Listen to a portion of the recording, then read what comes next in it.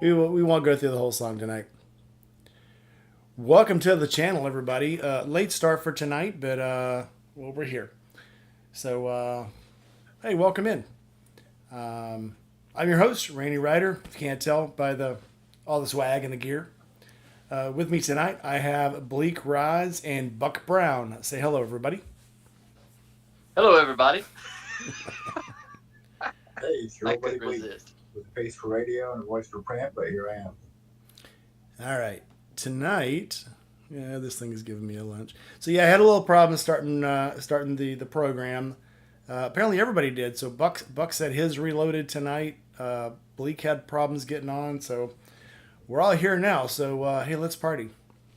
If you hear some humming in the background, it's Mississippi. It's about 90% humidity, and there's no way I can run without the ceiling fan going. So if it gets too loud, I apologize in advance. But good God, it's hot in here tonight.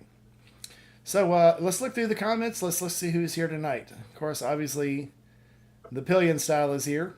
Dry Heat Doug, Millie X, straight out of the Northwest. Where is she? Is she in the Southern Territories or the Northwest Territories, Sydney-ish area? I don't even know. I do know this: where she's at, it's cold, so it must be pretty far south. So, but almost always glad to see Millie. Journey of Jerry, the wife unit. Joe the Mountain Jedi made it in. My buddy, my brother from Yeah, you another see that? mother. He just has more hair than I do. Call me his compact compadre. And Serenity Kitty made it in. Well, I feel very humbled tonight. So welcome in, everybody. Tonight we have we have another show, obviously. But tonight our show is about your ride or die. Who have you rode with? Who has made your ride just so much better, and you wouldn't mind riding with them again because every ride with them is a pleasure. So with that, we're going to start with Bleak. Probably my buddy Taylor. We, one ride we went on, he's on his little 600 uh, sport bike, and I was on my big bagger. But the two of us ripped down to Missouri for some Waffle House. It was one of the few times I had the Senna going where I was connected to another rider and was chatting. And we chatted like the whole way down. It was a good time. It was an hour and a half drive. So whole time there, whole time back, we actually got caught up. You know when you meet somebody for a lunch or you just have sort of a stop and pass in your day with someone you're close with. It's still not quite the same as when you get to actually sit down at an event or something, where you're gonna both be there a while. There's no need to really do anything. That's kind of what that ride was like. And I really think, as far as riding friends go, you can't go wrong with my buddy Taser. Right on. So other than the ride to the Missouri Land O Waffles, where else have you guys gone together? Oh, a bunch of stuff around the state, from Ledyard State Park just to a bunch of the different parks all around. Every road we can find, every road we can hit. We actually done a fair bit of riding together, and as far as locally, he's probably the person I rode with the most. Um, yeah, I mean, think about every park in a 100-mile radius. We've probably been there. Right on, right on. And consistent. He's consistent on that sport bike. He loved that thing. What kind of bike was he on? Suzuki GSXR, I believe the 600 variant. Right on. Yep. Everybody raves about those 600s because they're fun to ride. They're short. They seem to be going faster than they are because they're so small. And they're just a hoot to ride. It's almost like going to. You guys ever gone to Magic Mountain in Disney World? It's really small cars, and you're in the dark the entire time. Really small cars, sharp curves, and it feels like you're just hauling ass the whole way. I saw it under construction. Some of the pictures from like the 50s when they were building it. It's a kiddie ride. It's really really small, but because they turn the lights off and it's so small and all the turns are so jarring, it makes you feel like you're just hauling butt. But Oh, fun.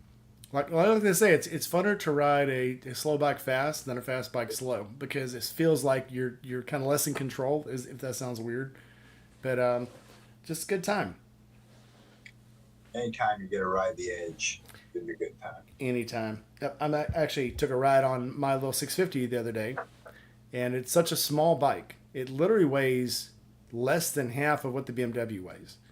Sure. The Harley weighs about 500 or so, 550. This thing I don't think weighs over 400 pounds. Yeah. And it's so short. It felt like just every time I hit the brakes, it felt like I was just going to fly right over the handlebars. Every time I hit the throttle, it felt like it was just going to raise up and kill me. It is a Kawasaki, by the way. We've talked about Kawasaki's before, Oh yeah. but just so fun. Even around the neighborhood, it was just so fun to ride around. Real close to riding though. Joe the Mountain Jedi, funny guy.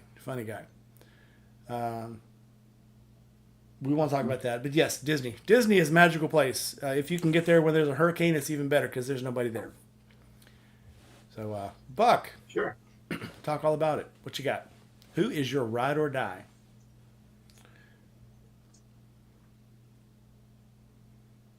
Was that me? Buck. Yeah, Buck. Hi, Buck. Oh, Buck just reloaded his page. I never. Hang on a second. I didn't reload my page. It just reloaded it. It said Buck is now joined in portrait mode. Oh, geez, I'm You may have been froze up, but we weren't got staring good at you. signal So. too. And I had to update the app to get in here Welcome back. again.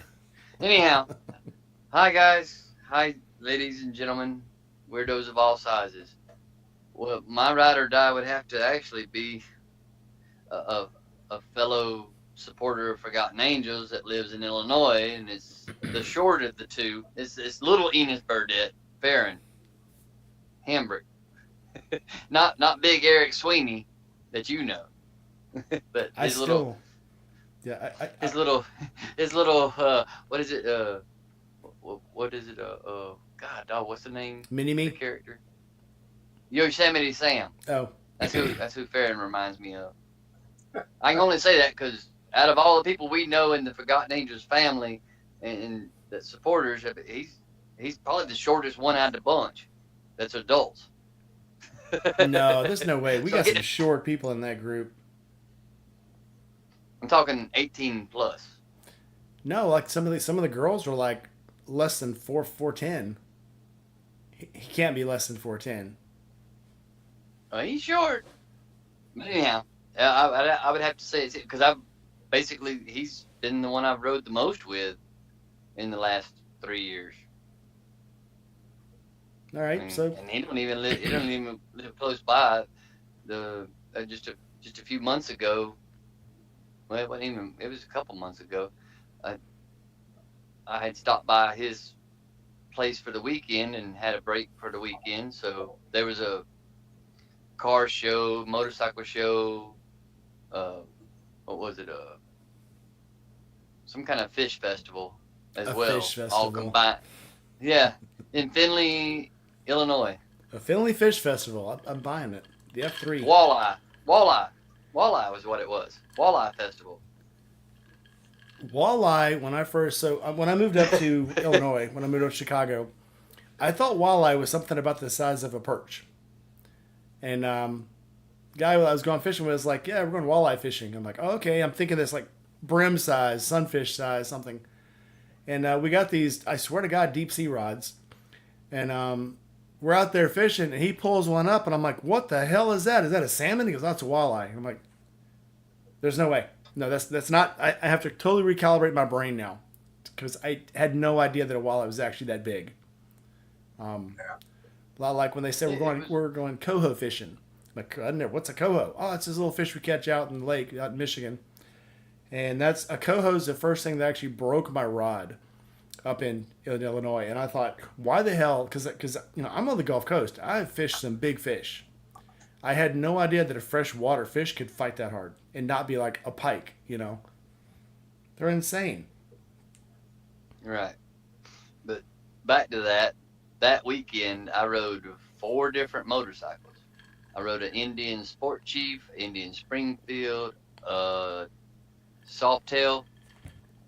Sportster, and a 72 Triumph Trophy.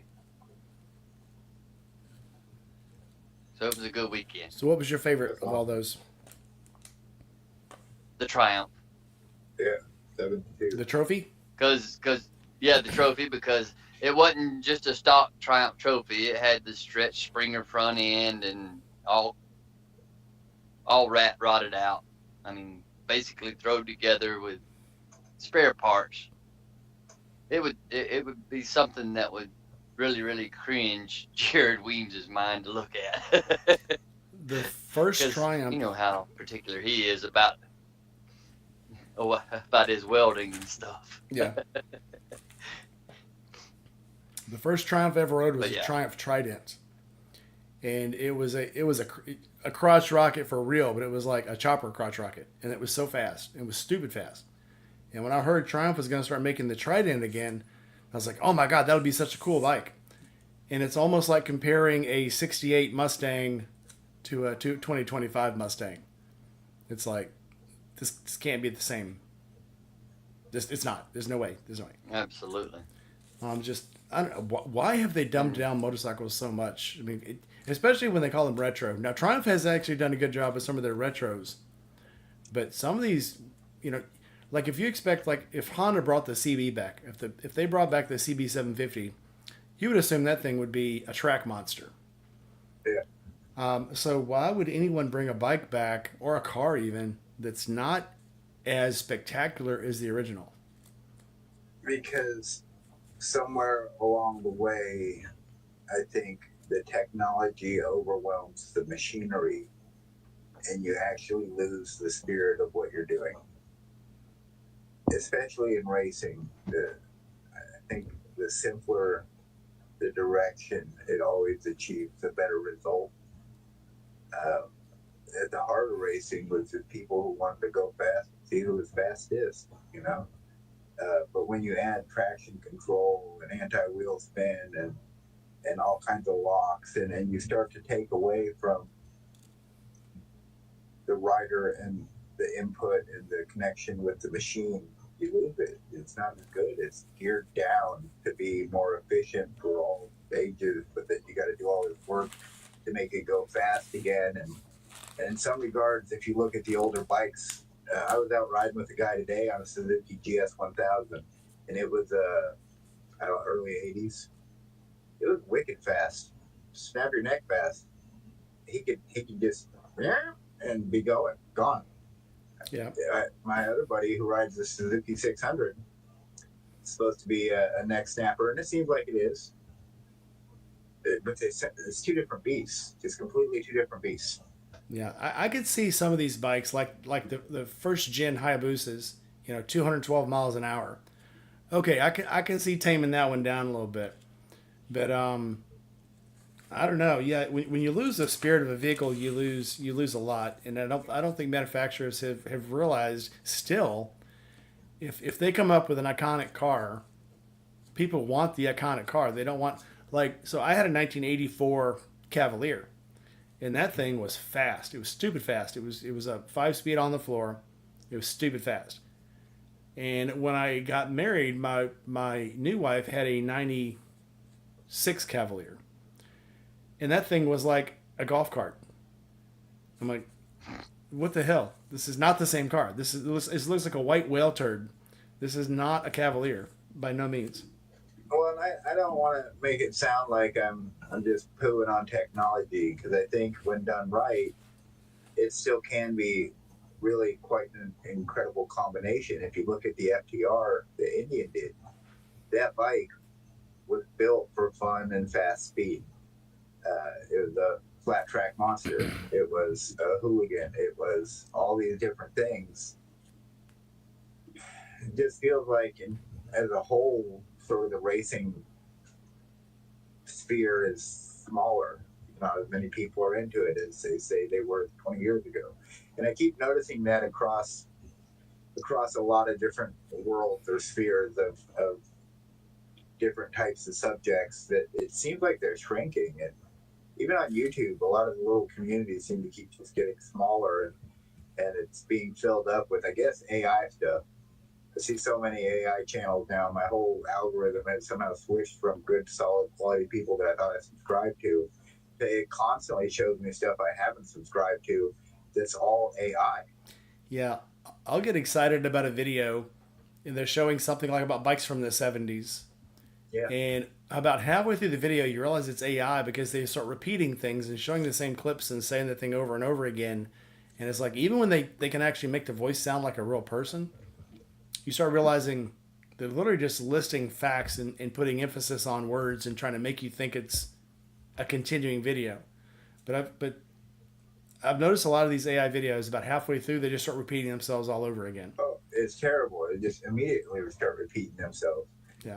About the third time around, I'm like, are you telling me the same info 3 different ways? Yeah. Oh, you got to go. And then I'll drop the channel. I do get excited about some of them because I saw one about the weirdest bikes ever made, and it played all the way through, and it was really interesting. And all of a sudden, it just started replaying it, the same clips with a different voice. It's like they were doing an experiment. Which one would hold your attention better? And I'm like, okay, I'm done with you now. Goodbye.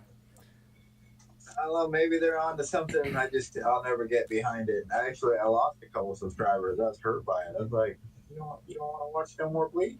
Yeah. All right. I gain and lose, and I've come to terms with it. But I basically just keep making what's good for you and what you like, and you'll attract more people that is good for you and that like the same things you do. You'll lose people, you'll gain people, you'll say things sometimes that people get pissed off and leave. And I've had, in this week, I said something probably earlier in the week and I lost 5 subscribers like immediately. And I'm like, you know what? Would I rather placate the masses and tell lies and just to placate them, or should I tell the truth and hurt some people's feelings but say what I'm believing? Now, hurting somebody's feelings for no reason, there's no reason for that.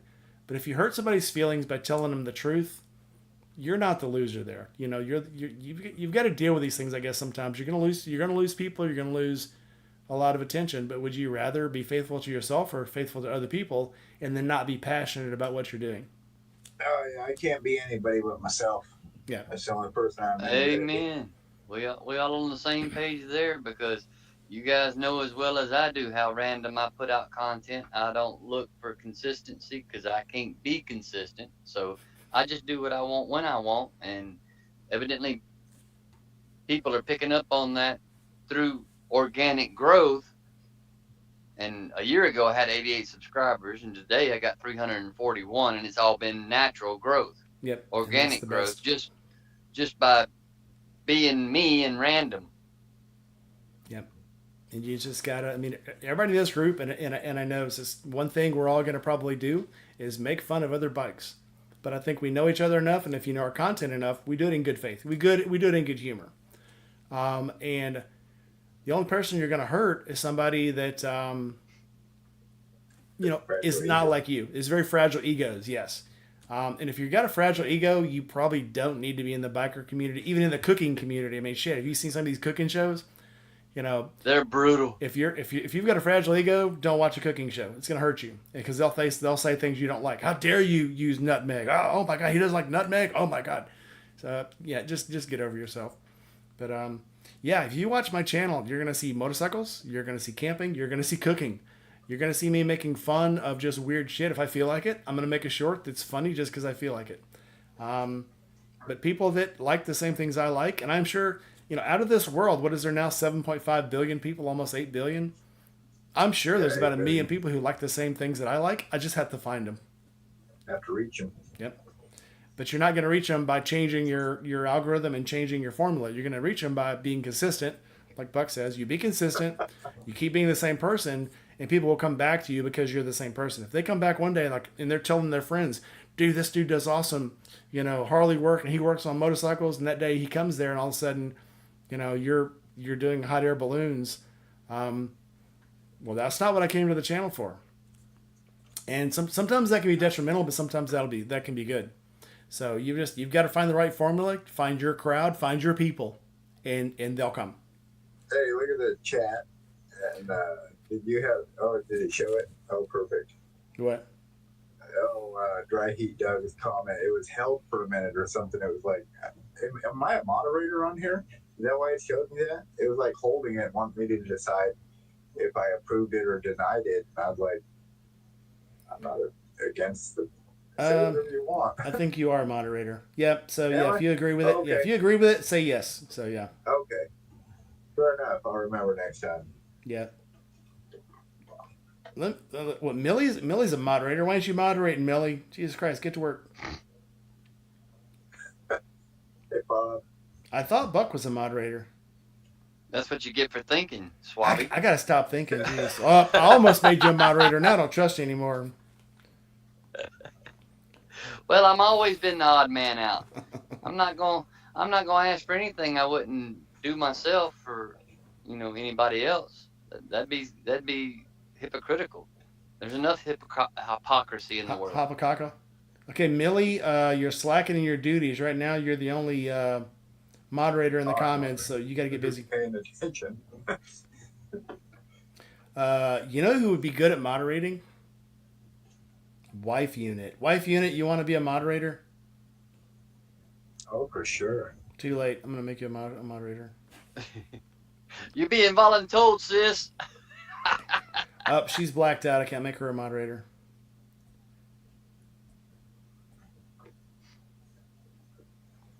Well, what I was gonna say, I'm kind of gonna try baking a couple cookies in this new format. I did one today, and I guess I don't know if you heard it again, show or hide. Oh, she hide. Yeah, we'll show it. I did one today. I made something on my channel. It's a short. It's 3 minutes long. YouTube now has this new 3-minute long shorts. So I did what I would refer to as sort of a micro vlog, where it was a couple snippets compressed into that 3-minute short. The stuff that would have normally made a video, but I needed a whole lot less of it. I didn't have to do B-roll shots. I didn't have to, it was. And so I might pre-bake a couple of those and have them just sitting on standby, maybe even in my little, this old motorcycle or this old driveway style. Then on the weeks where I get busy, just like Buck was saying, I at least have something sitting out there that I can schedule while I work on other videos. Because inconsistency is key. Inconsistency is not key. But if it works for you, I mean, it's, some of us have, like when I went to the crane company, I had no time to do anything and I got way inconsistent. But I'll tell you this, when you start being inconsistent, Buck, I just made you a moderator. Why didn't it take you? But yeah, when you stop being consistent, all of a sudden it just throws your channel to the wind. You said wife unit was blocked out, but she's accepted. No, I finally got her in, and then I got you in, okay. and that disappeared again. Okay, so now I have blue people. Sweet, I have blue people in my chat. Okay, so now all of you guys can approve comments. Have a ball. Angry Mike's Garage, welcome in, and yes. So Dry Heat Doug, yes, Millie is awesome. Yes, she is. Yeah. So yes, my ride or die. So obviously.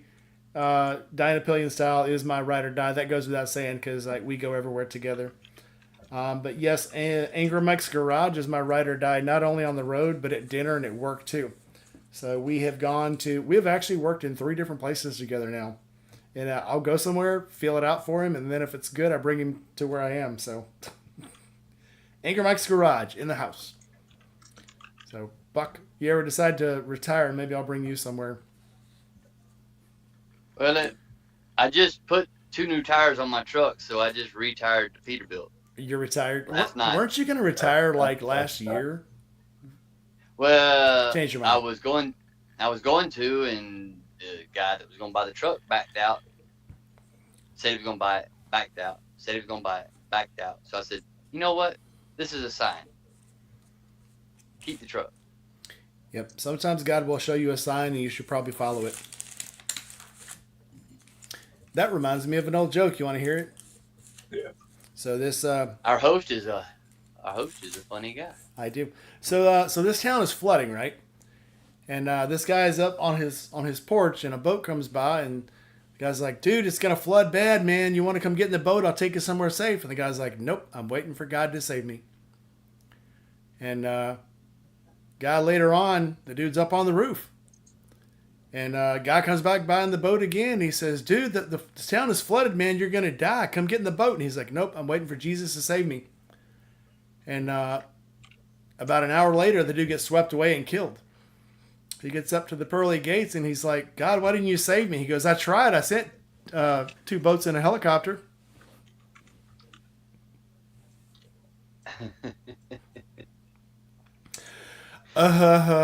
Anyway. So yeah, sometimes you got to make your own miracles, but take the signs that God's giving you and just follow along. So yeah, I guess you were supposed to stay in a truck. But to touch back base on the ride or die thing. You didn't like my joke. I like your joke. I laughed. Go ahead. It was not quite dry, but it was almost dry, kind of medium. But anyhow, the reason I'm going back to fair in a minute is my first camp out. I got down there, October of 23, and I got set up Wednesday night. I sent a picture of my campsite to Farron, and he was in Alabama. And then next thing I know, he comes rolling in Thursday afternoon. No, Friday afternoon. He comes rolling in Friday afternoon. He drives a truck too, so after I'd seen that picture Wednesday evening, he drove all the way back to Illinois, got out of his truck, went home, threw some clothes in a bag, took his bike to the shop, had a rear tire put on, and then done 1,067 miles straight from Shelbyville, Illinois to Valrico, Florida. He stayed there overnight Friday night, then left about noon Saturday to head back, and done 1,067 miles straight back in 60 hours. Didn't stop in Sagano. He only stopped to top the He was tank in a hurry. back off. He was in a hurry. Yeah. But that for me, that just not to have met him, but a couple of times in person up until that point, randomly in passing on the road in trucks. Mm-hmm. And the first time I met him, I was actually on the way back from my trip that I took to North Carolina that I featured on my channel about the ride for my bride that I have a playlist on. I actually stopped back by in Macon, Georgia, and he was delivering across from the Indian dealership, and I was stopping by there anyhow. And he said, well, I'll be across the street, man. Let's meet for a minute or two. And that's how I met him in person. He was delivering roll-up doors, garage doors to the business across the street. And it wasn't just a mile or two off the interstate where I was passing by through it. A couple of months later, here he is doing basically 2 butt burners within 60 hours to just come down there and meet everybody and show his support. And it's grown to where it is now, and the word of mouth for Forgotten Angels has gone out, as we do, word of mouth organically, because, ain't no need wasting money on, paying big money to have people advertise for us. And he gained my respect right then and had just met him. That shows people's true character when they do stuff like that out of the selflessness of their own heart and not expect anything in return. Because he won't put that out about himself. He don't jump on YouTube and brag about it. And he runs 2 YouTube channels. So, that says a lot about a man's character when what he does is for others. Yeah. And it fits in well with what we do. There's a lot of flirting going on in the comments. I don't know if y'all see that. I do. I've been watching it. So apparently what I'm picking up is I am Millie's favorite, but after the wife unit. So, but that's only because our other girl, Just a Girl, hasn't got in the. There she is, right there. Just a Biker Girl just stepped in. Now I'm not even. I'm not even in the top 5 now. Jesus. I lost. That is epic. That is epic. As soon as he said your name, boop, There you are. So she's at He is. Doug was asking. Doug was asking if he was her favorite, and she's like, "Oh well, after Rainy Rider, and of course after the wife unit." And then I was like, "She's only saying that because Just a Biker Girl's not here yet." And then you just popped on. So damn it. My ears were ringing. I guess you consider that gratuitous. It's something. Heck yeah. You got some back feed, Biker Girl. Got it. All right. Hey, welcome to the channel. Everybody knows her. She just stole the show. Well, we can all go now. Hell, it's her show now. She is How's everybody's week going? hot. Oh, better now we've seen you. Aww. Well, I was in the top just three have till to you say got here. Happy So Friday. You were in the top 3. Well, for all of you folks that work Monday through Friday, 9 to 5s, on you. I know. I'm sitting in a truck stop full of miscreants and vagrants and urban cowboys. what city you in now? Or can you say I'm in Hamilton, Alabama. Hamilton, Alabama? I won't make it all the way to. I won't quite make it all the way to South Haven. I'm gonna cut up through the woods from Tupelo Yeah, you're not far away at to all. Missouri. Yeah, I would too. You got to take them shortcuts, especially with the price of diesel. Adventures of Key Fob. I saw you in Well- earlier, but I didn't get to say hello because I was busy yapping my jaws. So, welcome, buddy. All right, Biker Girl. Who we were talking about our now I'm rider gonna dies. redneck. We're talking about our rider Rider dies. Who is your rider? Yeah, I'm assuming it's Biker Bitch. She's one of my very favorite rider dies. Absolutely. Go fast, don't slow down. She's out of SoCal. She's one of my rider dies. Absolutely.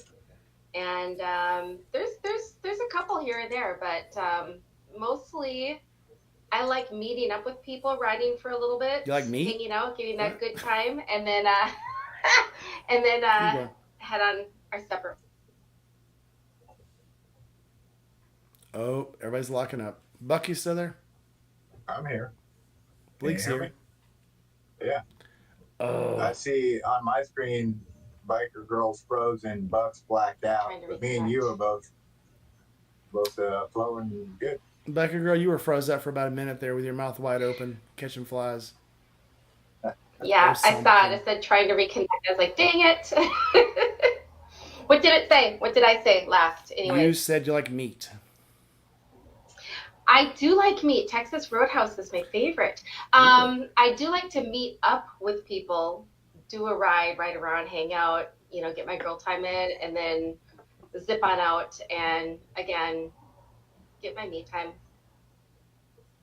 Millie, I miss being able to say dibs because I was talking, but I get priority. So come on to Mississippi. So other than the girl with a really long name, what's the best ride you've ever taken with is she froze again or is she just staring down? I think she's froze again. Oh, there I she is. froze for a little bit. What's the you went? What's the What? Like mbop? It froze for a second. Okay.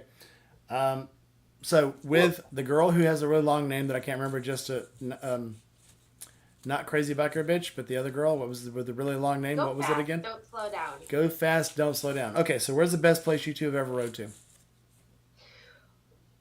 So I talked her and one other character out of Orange County.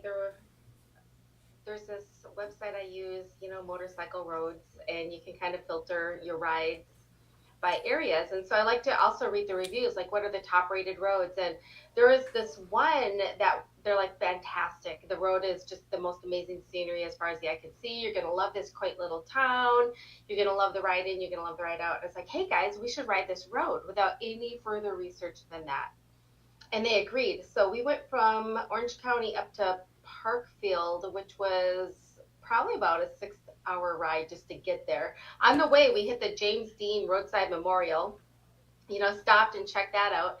went through Parkville, had the most amazing little lunch in the earthquake capital of the United States. And from there, we hit the road, which is an unpaved, barely graded mountain road, no guardrails, no nothing, washboard surface. And here we are on our Harleys, like holding on for dear life, don't let go, going up these graded, around these curves. And it was amazing. If we could have tore our eyes away from the road and looked out over the vistas, it was fantastic. We finally found one spot. It was going up a hill, but at least it wasn't curved to the side. We managed to stop and just like take it in, get a couple pictures. You could see for miles. It was beautiful. We rode that road probably, I will say, I'm not exaggerating, at least an hour and a half in those conditions before finally crossing the county line and hitting pavement. And I thought for sure Go Fast, Don't Slow Down was gonna like never ride with me again, but they said they loved it. They said it was quite the adventure. We rode probably 15 hours that day. We got back, it was dark out, and it was a good time. I haven't rode like that since I rode with the old people. Buck, I can't drop you. Apparently, it's locked in. I've tried to drop you a couple times, so you're actually going to have to log back in and exit to get off. I don't know why it's locked like that. I'm assuming that Riverside's having a problem today. Biker Girl, did you have any problems signing in? No, none. Everybody has had problems but you. Thing I'm finding interesting about Biker Girl is, so you mentioned her name and then she appeared. She's like a And genie. then she mentioned earthquakes, and on my screen at least, her camera feed started jumping, and I was like, "Is she in the earthquake now? This is amazing." So she is either a genie or a demon. I'm not sure. I'm still deciding. A little bit of A little both. salty, a little sweet. I can see my screen jumping. There's no earthquakes currently at this moment. You shouldn't have said that out loud. Yeah. I know, right? Absolutely. Well, another rider I had the chance to ride with, not as many times as I'd like, but a few times that were really quite special. Fellow goes by the name Rainey often enough, and I tell you, getting to ride with that guy was really one of the honors of my life. And I just thought I'd throw that in. It was a lot of fun. Yes, that was probably the best ride with another person I've had at least 20 years. Oh, nice, brother. Because it was a no sweat ride. It was like, we're gonna go riding. There was no sweat to it. There was no kind of trying to keep up with the crowd. There was no, where are we gonna go? I don't know. Where do you want to go? I don't know where you want to go. Blake was like, you need to see this. You need to see this. We're gonna go here, and you got to check out this. And we were like, boom, and we were gone. And next thing you know, it's late, and it was like, well, shit, time to go home now. Let's go make some chicken, and we went home to that chicken. So, Oh yeah, it's a good time. I got That is chicken calling awesome. out up there right now. So where did you guys go? There's a state park here that's part of there's Sailorville Lake, and there's the Sailorville Spillway, which is its own kind of like thing to go see. But then there's also Sailorville Park, and there's a huge military base, or one of Iowa's larger military bases, right next there, called Camp Dodge. So the lake acts as really like a nice place for all the soldiers to go take their families or go hang out or be around. And but it's the way it's set up. There's some real long, sort of sprawling roads, and kind of like you were talking about with vistas. As you come across the Spillway Dam, you get this overlook over the lake. It's quite beautiful, and really the way they set it up is quite brilliant. And then you go down by the actual spillway and you get the roar of the water coming through, and you're like, how did the hands of man build something so incredible? And then we went to one of my favorite bars and got some tacos, because the bar has great tacos and it's a great bar. Caters to Oh, you forgot about motor the other people. place. What's that? Where else did we go? The art center. The art. Oh. We went Yep. well, I guess really kind of two places, but the art center was there, but there was other. Go ahead, talk about the art center, and then I'll plug in everything else. Well, no, so in downtown, we didn't even go to the art center. Our art center is awesome, and we have a Francis Bacon, one of the Screaming Popes. We used to have a Jackson Pollock as well. We've got a couple Picassos. We have two impressionist artists from the same time period, from the same area of France, actually within about 6 or 8 feet of each other in that art center. But we went to the Papa Mary and Papa John Sculpture Park, right in the heart of downtown Des Moines. Downtown's got a very large sort of business center, if you will, or it's where all the commerce of Des Moines takes place, and we're loosely considered the insurance capital of the world, or maybe of the United States. We have all the insurance companies right here in little downtown Des Moines. Well, those, everybody down there needs places to go eat, places to hang out, places to do stuff. Well, they built this beautiful sculpture park, and it's just filled with sculptures from all kinds of artists, locally and nationally. And it's a little bit of everything. And Rainey was quite taken. He used to do a lot of structural engineering and steel stuff, he said. And there was this very large, very abstract, for me, I don't know, I'm not real up to date on the metal art, but it seemed very abstract sort of use of big beams and stuff. Rainey loved it, just loved it. And I got to show him a couple of mine. Well, then we met some people right by the corner there.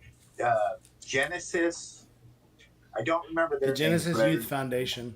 Genesis Youth Foundation, and they were the nicest people, just trying to get everyone who comes here, comes over to Iowa to stay. They were from I cannot remember.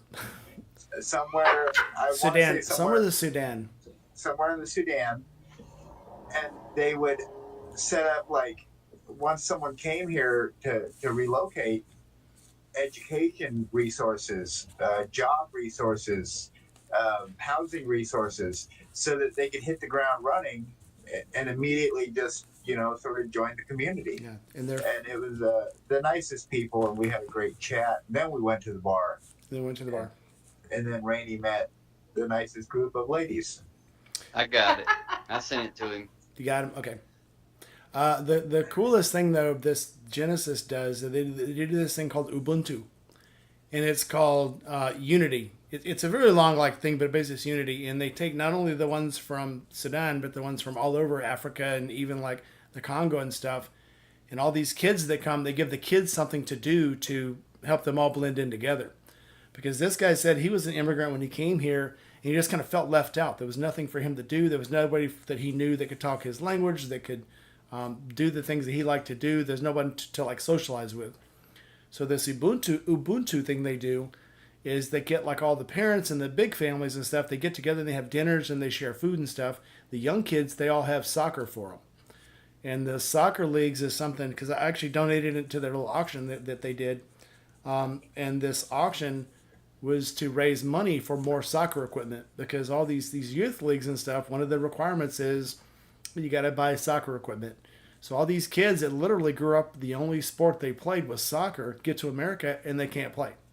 So it was to raise money to help them do that too. And it was really cool. And it was a really, it was very close to my heart, because, it's like I grew up a kid who was too poor to buy his own equipment and stuff, and had a hard time. And watching these kids out there, this kid's talking, and we've all seen these kids on TV in these villages barefooted, in Britney Spears t-shirts, playing soccer, because it's the only clothes they can get is donated clothes. And, that's another thing they do, is they try to bring relief back to these villages they come from. It's a very cool thing they did. And it was very exciting to sit here and watch the guy and his wife talk about it. They were very excited. Yeah. Super nice people. And then we went to the bar and had tacos. And I talked to dirty old ladies, and the dirty old ladies I swear to God, this woman was 85 years old, telling the dirtiest jokes. I'm over here recording them, and I'm interviewing them, and I only got to use 2 of the jokes that the old lady said, because the rest of them were too dirty. I'm like, I can't put this on YouTube. I'm not kidding. The funny thing was, the 2 old ladies were in their 80s. The younger ladies were probably in their mid-50s, and there was their daughters. Both of the older ladies had their daughters with them. And it was so funny. Oh, yeah. And they were embarrassing the hell out of their daughters. It was too fun. I love it. Yeah. Good times. I All hope I right, get to Bleak. do that with my daughters. It would, yeah, yeah. Oh, yeah, dude, good God. I can't imagine. You would definitely be that old lady. Oh, now that I think about it. And it takes a lot to make a sailor blush with shame. Dude. Well, I'm not saying, I'm just saying I told a joke one time. My daughter repeated it when she was deployed in Afghanistan. And somebody not in her circle overheard it, apparently was offended, and she got written up for the joke. And they're like, "Who told you this joke?" My mom. That reminds me of a joke. It's a meme. Yeah. It's like, oh man, I told a joke so good HR wants to hear it. Oh goodness. Oh. Good times. Always. Anyway, all right, Blake. Who else would you like to go riding with? Who's one of your all-time favorite? This makes the trip so much better rides. Well, I had my buddy David, but he's not with us anymore. He was one of the first people who was nice to me when I sort of joined the motorcycle community. And then I met Tori. You know Tori. Hmm. It'd be great to go on a ride with him. I haven't got to in so long. I mean, I don't even know if I know what bike he's on currently. Last I knew, he had a Pan Am. And you don't, if you don't get a ride with people, you don't get to see what they're up to, and then you don't get to see their bike and what they're up to, and so I missed that. But then I got to go for a ride with my buddy Jeff today, and that was kind of a big deal because me and Jeff rarely get the time to go ride together. But today the stars basically lined up. I was already going to visit him, and he's like, Bill, I could really use a ride. And I'm like, let's go, man. What's stopping us? I'm already here on a bike. You got one ready to go? After we went. I call that air and opportunity. You're already Yeah. breathing, and that's half the battle. You just got to take the choice to act on the opportunity. All right. Did you get Joe the Mountain Jedi the link? I did. Okay, cool. All righty then. As we wait along, let's see. Dirty jokes.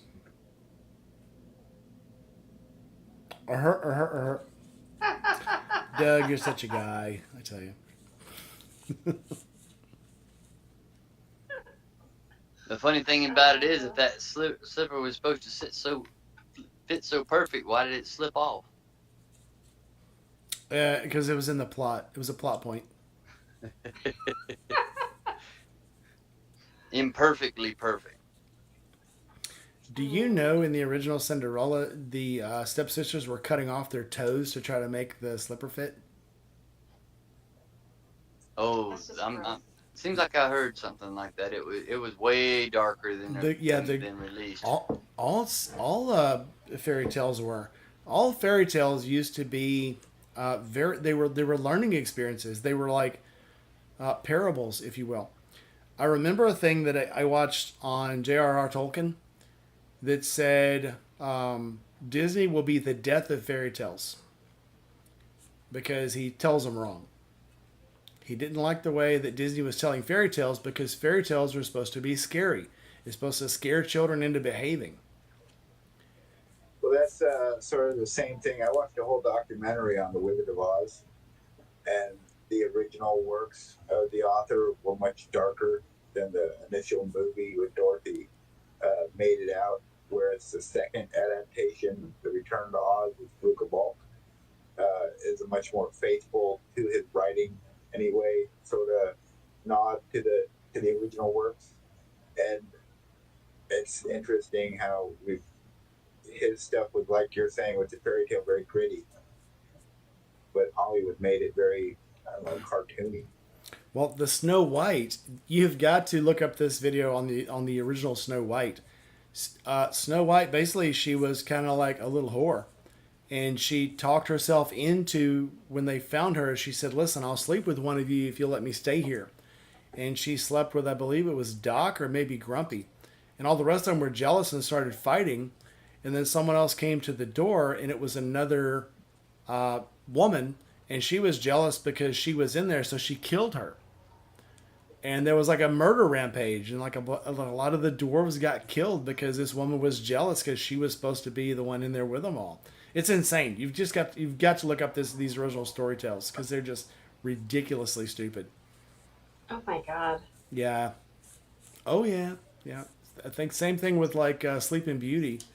There was the original stories had a lot of menage a trois and a lot of sex and a lot of jealousy. They were some crazy stories. Joe's having problems getting in too. There's got to be something wrong with Backstage tonight. Well, yeah, because now I'm getting little, the occasional glitch lines shooting across your feed. Biker Girl's been jumping this whole time. She's jumping. And then I have two Buck windows, one with Buck, Yeah, and one that just says it's Buck. Yeah, it's that's what's broadcasting too.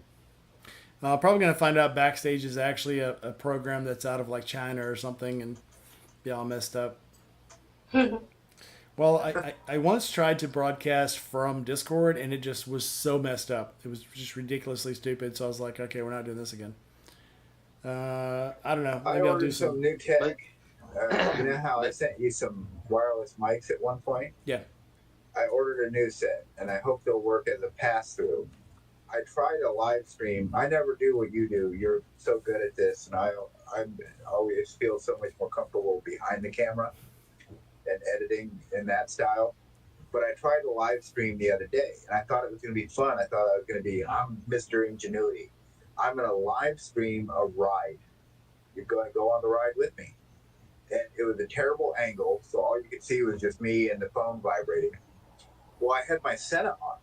Senna does not work as a pass-through. So I had a potentially new viewer, and he had been saying, hey, no audio, hey, no audio. Hey, bro, you've got no audio. I didn't see it until I actually got to the park where I was going. And was like, oh no. Well, that was 29 minutes into the live stream, so I feel bad for anybody who tuned in, including Julie Smith, who popped in to say, cheers. And then I started doing this walk. I was going to go down to these train tracks off in the woods and do a little Indy Ridge boot shoot. A boot shoot boogie? Yeah, I thought it would be a cool place for a pick. But by the time I got down there, I was just a sweaty mess.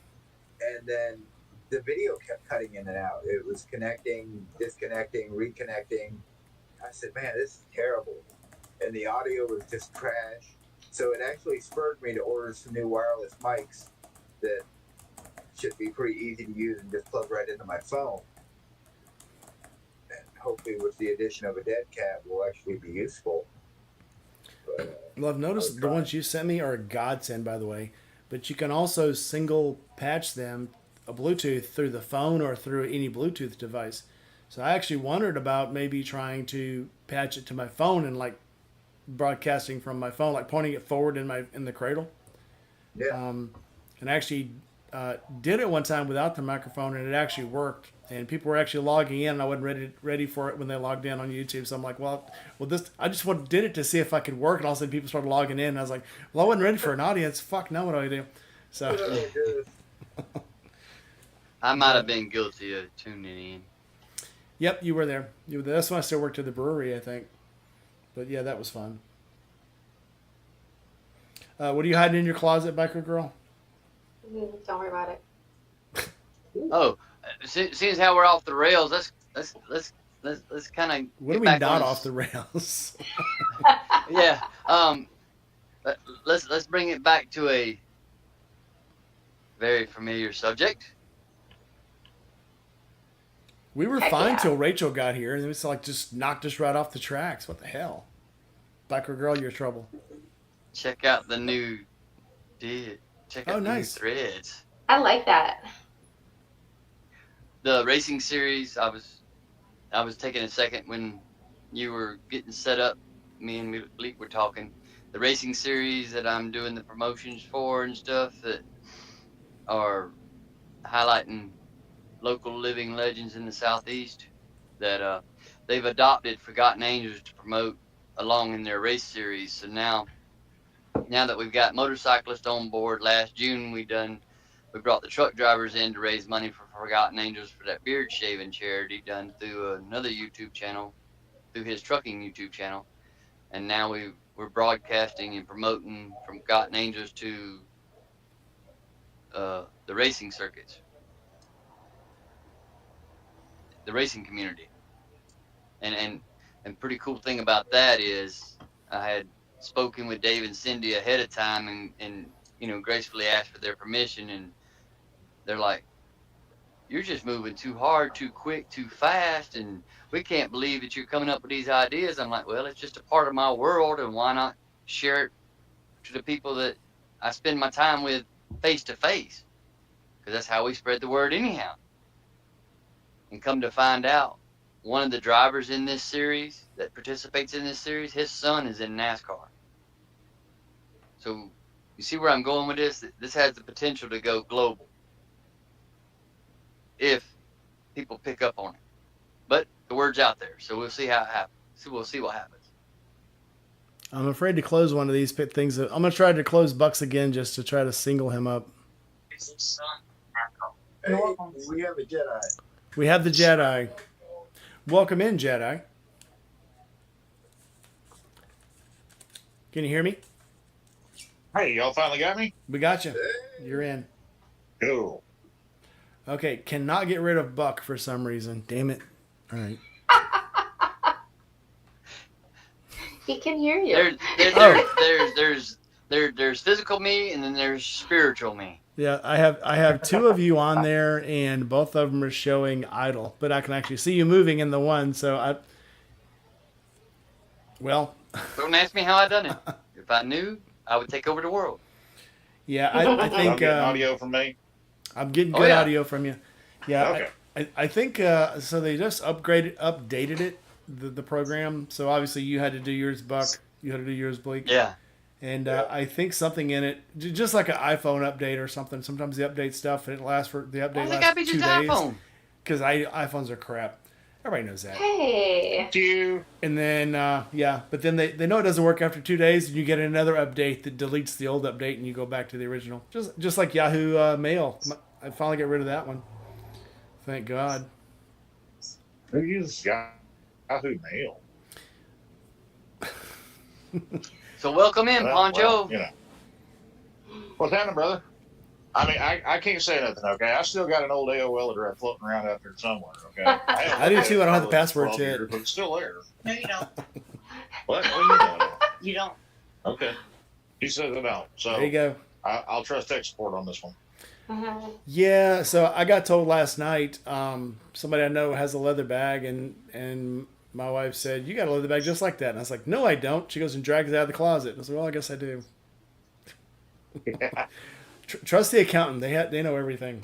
They knew where all the money was spent. Yeah. The accountant, the cook, you know, bottle washer, yeah, all those. What? What's that look for? Good look there. Getting the I'm not look. quite sure how to take it.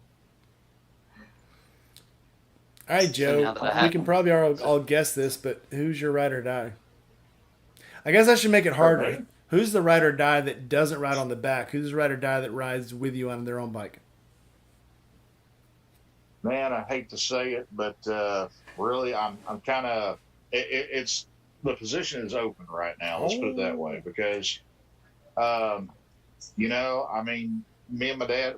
My dad is the one that started me in motorcycles when I was 4 years old, and you know, me and my dad, we rode everywhere together. We did the American West Rally when I was in high school, you know, and unfortunately, my dad passed in 2015, and you know, it'd been a long time since me and Dad had a chance to, you know, ride together for any great length of time, you know, for several years prior to his passing, just because his back was so crashed out and everything, he just couldn't do it. I mean, half the time he was using a pair of crutches to get around his house. But, you know, that's one, you know, I got to say that's my top numero uno right there. That fits. That's acceptable. Man. I mean, as far as local and available, well, excluding the beloved wife unit here because she makes for a hell of a co-pilot and also the distributor of snackies while we're underway.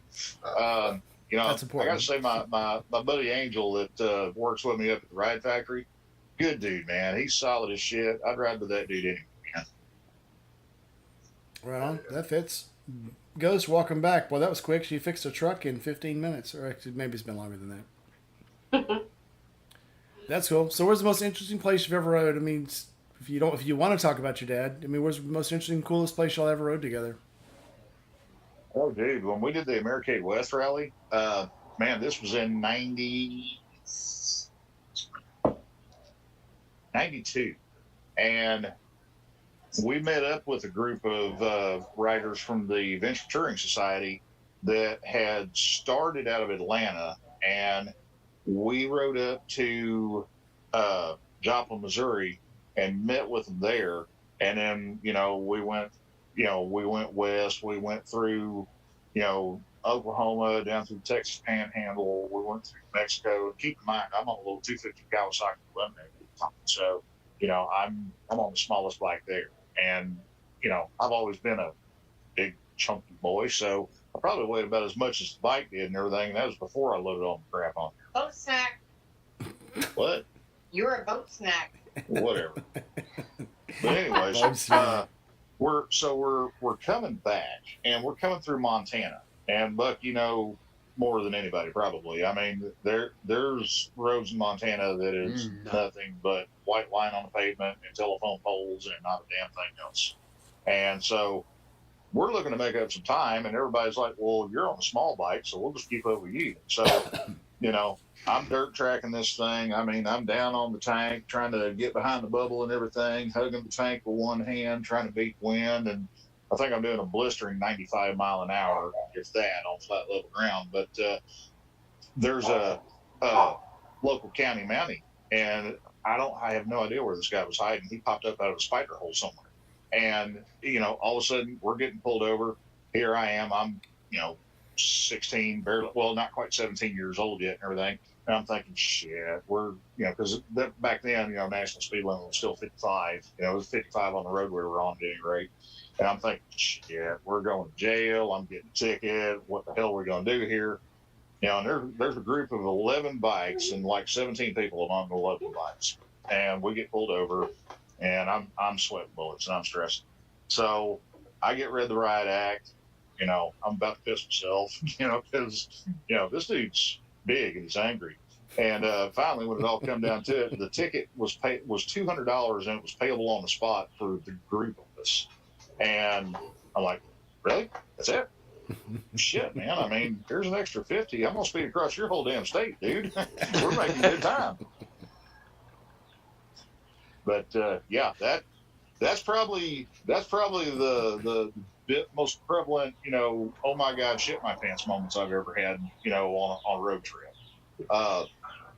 Yeah, I mean, that couple of weekends ago when I went up to North Carolina to visit my kid and my grandson and everything for his birthday, nobody knew I was going up there. And the last 150 miles going up there was, I mean, it was like finger of God type rain. And, I had to pull off a couple of times because it was pissing down so damn hard that I couldn't see where in the hell I was going. And I was doing 20 mile an hour. So, yeah, that was fun-ish, kind of. I was proud of you, though. What made it hilarious is I pulled into the parking lot where, they're having my grandson's birthday party, and the wife unit is walking out across the parking lot to go have a smoke. And it's still raining pretty damn good. She walks within 20 foot of me, doesn't notice me, doesn't realize I'm there. And she walks about another 25, 30 foot, and I can't take it anymore. And I just holler at her. I'm like, hey, babe. And I just see her head pop up like, whoop, like that. And she whips around. And next thing I know, I'm getting clobbered in the middle of the parking lot, But, yeah, that was fun. Good times. Good That's I do have a confession to make, wife unit. I do have a confession to make, my wife unit. Somebody did know he was on his way up there because he made sure. Yeah, he knew it. You and a couple other people, Buck. I mean, I covered my bases, and I didn't just, totally go dark and off the radar on this, just in case something went bad. that's where I can chime in and say, folks, that's where our network comes into play. Use it. That's what we're here for. Yep. I was letting somebody know where Absolutely. you're at. That was the idea there. And I kind of felt bad because we had a couple of people that was along the way that if I'd have been thinking about it, I'd have reached out to them and gave them a heads up where I could have met up with them, but my timeline was pretty damn tight as it was. So all I was thinking about was just killing some miles and getting to North Carolina.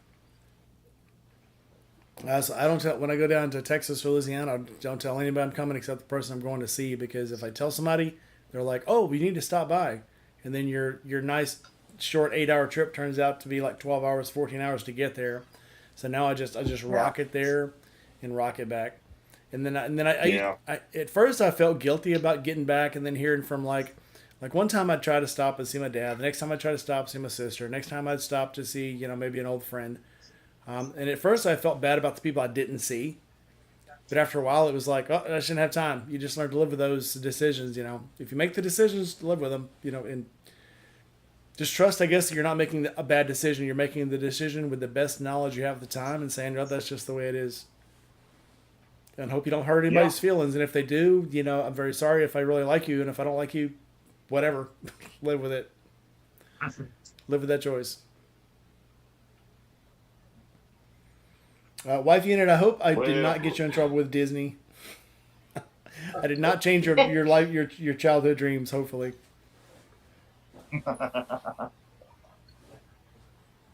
Man, there are some stories that can be told, but they can't be told here. Well, I love seeing those. You see them on Instagram all the time, where they're like, I turned on Netflix to watch such and such a movie. I think I got the wrong one. And it's like Spider-Man in a thong, and it's like, okay, those are always fun. But I saw one about the new Snow White, and it was just too funny because it was like they had we've all seen like the cliche clip of the white girl with the black guys around her, but it was Snow White and all the black guys were dwarfs. So I'm like, and it was like I turned on the new Snow White. I think I got the wrong one, but can't stop watching. Right? It's morbid curiosity that just pulls you in. It's almost like whenever you drive by a really bad car accident on the side of the highway, you can't not look. It's a slow motion train wreck. You know it's going to be bad, but your curiosity just kind of wins you over. Yeah. It's one of those things. It's a genetic fault that they haven't yet found a patch for. I like that analogy. Christian Bike, welcome in. Sorry you chimed in when you did, but talking about dwarves. There's a French word. I can't remember what the actual French version is, but it's called jumping into the void. And it's that condition you get when you're standing close to an edge and you have the you have this desire to jump over the edge for some reason. And I can't remember what the French term is, but it's called, jumping into the void, where something bad is going to happen, but you have the urge to do it anyway. And no, that's every morning whenever I put the key in the lock and the door at work, especially on a Tuesday, because that's like our Monday. Bleak might be looking it up. I am. I have this little mantra that plays itself in my head at random times, and it goes something along the line of, oh, dear Lord, what fresh hell awaits us today? Now, in my defense, before I drop That's this, like when we're riding. That's like when we're riding down the road on our motorcycles and we see a rollback with his bed down to load a car up. And I'm thinking, get this stupid idea out of my head. Right? Yeah. Just because I grew up watching the Duke Boys don't mean I need to try it for real. So the phrase is l'appel de vide. It means the call of the void. It describes the impulse to hurl yourself into a void or over an edge. There was a scene in The Last Jedi like that. I think every sci-fi movie. There was something I watched. Oh, Doctor Who. It was like he looked into the void and the void looked back. Something like. But yeah, Buck, you had something. Go ahead. I'm sorry, I didn't mean to cut you off. No, that's what I was saying. Is just the No, Bleak had something. that I'm sorry, Bleak had something. He was saying. No. I looked up the same thing you did, and I was gonna do my best to not slaughter it because I'm not French. Oh, But sorry, have to do I stole beef, your thunder. you know? You're Pardon good. me, do you I have think any you Grey probably did Poupon? a better job than I did. That was what I was about to do. Y'all, let's be real here, okay? You see me, you hear me, I ain't touching that. I'd love to hear you say Jedi, Jedi. Anakin, no, I have the high ground. Hell, I have to repeat shit at work, people, all the damn time. What are you talking about? What do you mean? Yeah, see? Prime example. What do you mean? If you, we if don't you, go around repeating gossip, so you better listen up close the first time. something that any of you guys are Star Wars fans out there, I have the high ground. The first time you kind of watch Return of the Jedi, you miss it because you don't know the backstory to it. But then when, Obi-Wan tells him I have the high ground and he tries to jump over him anyway and he cuts his legs off. Yeah. Well, during Return of the Jedi, when Luke's down in the hole and Darth tells him I have the high ground, Yeah. and he basically jumps over him and into so you're thinking he could have done exactly what Obi-Wan did to him, He could have cut Luke's legs off. but he didn't. So it kind of Yeah. changes the whole story after you watch the entire pre-sequel again. And probably I hated the first few movies of the pre-sequel. I did like the last one, but it changes the movie when you watch it again. Because he could have chopped his legs off when he jumped over him, because he knew how, because he had it happen to him, and he surely learned from it. Well, Anyway. So, yeah, we don't want to go down the rabbit hole of getting into Darth Vader lore. Too late. I'll get my string pulled and I won't shut up. And then you'll have to close my window. How can that be, wife unit? That is uncouth, bad form. I call foul. Hang on, wait a minute. I got to catch up on this. Agree to disagree. I call foul.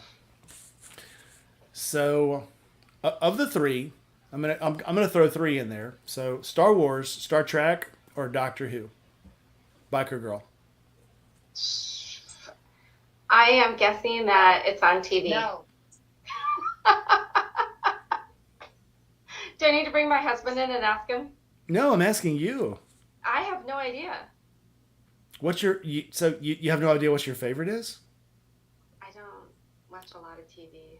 Well, two of them are movies. Which two? Oh my God.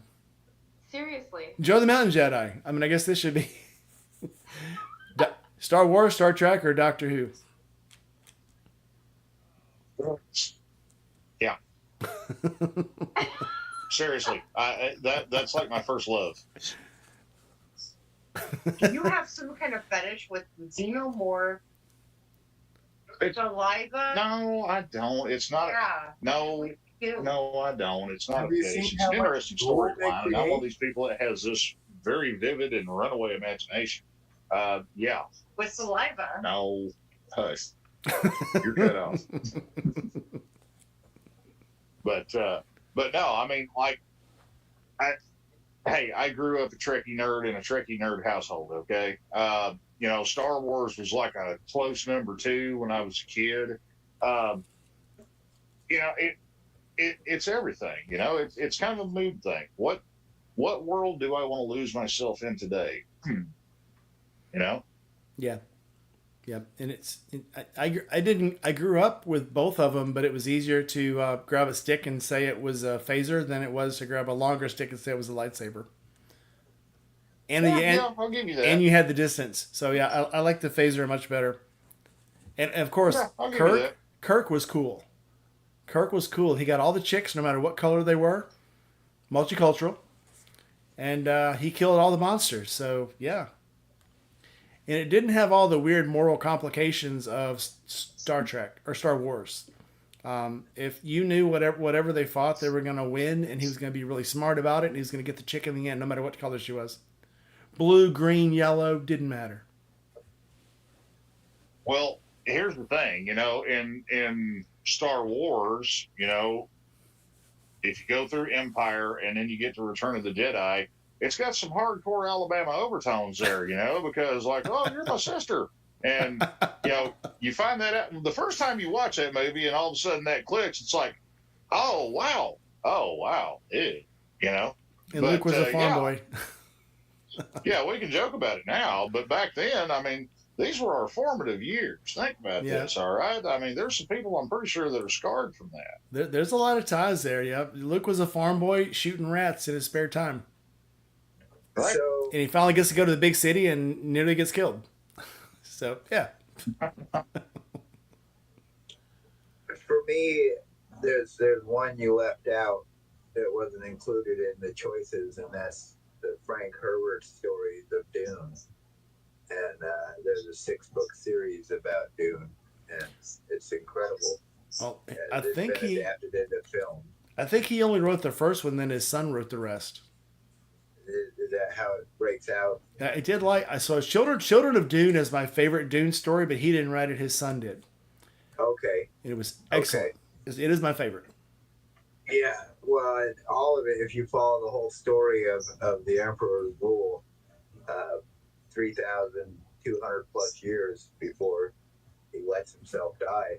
And what a fleshed out universe. And what I like is what it actually spawned was my favorite sci-fi medium, which is Warhammer 40K, which is a universe so vast and so broad and so fleshed out.